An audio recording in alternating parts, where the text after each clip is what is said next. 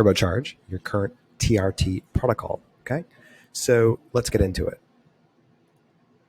Okay, so we are kind of working in a dynamically expanding, world, right? So in the context of medicine and the new and upcoming therapies, there are things that are coming out in the market, right? So today, what we will talk about are a few peptide hormones and medications that can be used to optimize your current TRT protocol, right?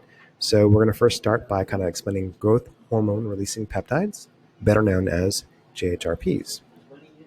So let's get into it. Okay, so growth hormone releasing peptides, GHRPs, are synthetic forms of natural growth hormone, right?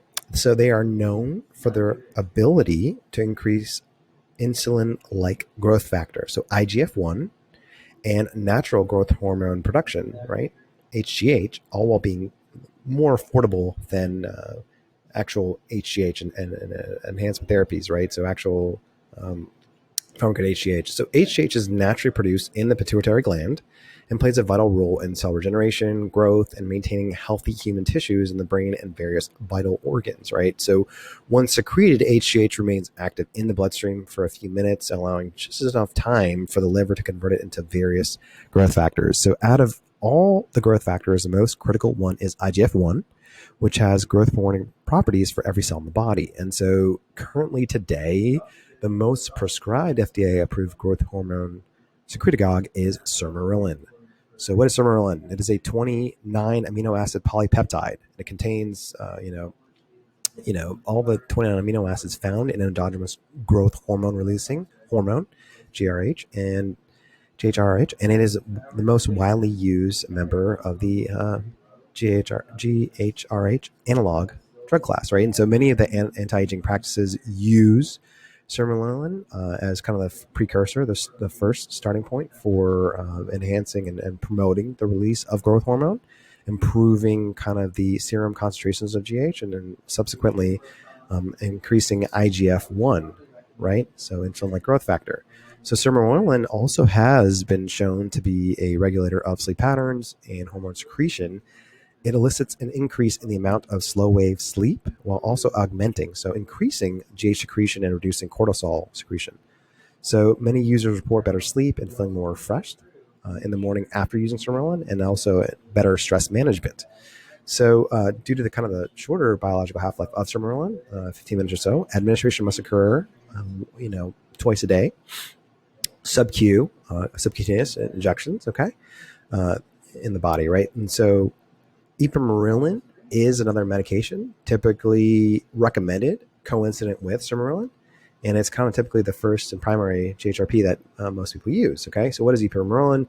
It's a mildest GHRP, certainly not the weakest. It increases natural HGH production without stimulating the release of both cortisol and prolactin. This in turn allows users to experience the positive benefits of increased natural HGH production with next to no side effects. And so studies have shown that large saturation, so extremely high doses of Ipamorelin, have no effect on the body's natural production of growth hormone. And Ipamorelin can be used at 1,200 mgs, so milligrams a day, without stopping your body from producing HGH naturally. So as a GHRP, it has probably the longest shelf life and half-life, and at higher doses, it is even more potent. So let's go over kind of how Ipamorelin impacts the body. So after injecting Ipamorelin sub-Q, a selective pulse that lasts roughly 3 hours or so stimulates the pituitary gland to release HGH.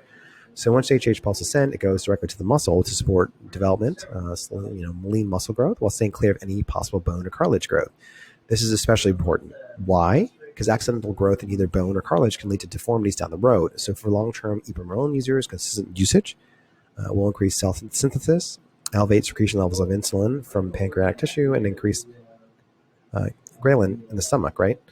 Which helps release HGH and control hunger. So all these factors work together to promote fat loss, improve the shuttling and absorption of nutrients, and build skeletal muscle mass, right? So this improves overall body comp and body recomp. And so even though Ipamorelin is kind of one of the milder mildest GHRP, it is, it comes with the possibility of a few minor side effects. So Ipamorelin theoretically at high doses could lead to higher cortisol levels, But in practice, when ipamorelin is the only GHRP used as part of a nightly dosing regimen, there's very little increase in cortisol levels, if at all. So some users will experience a head rush and get slight headaches and maybe slight water retention. That's typically stopped after 10 days of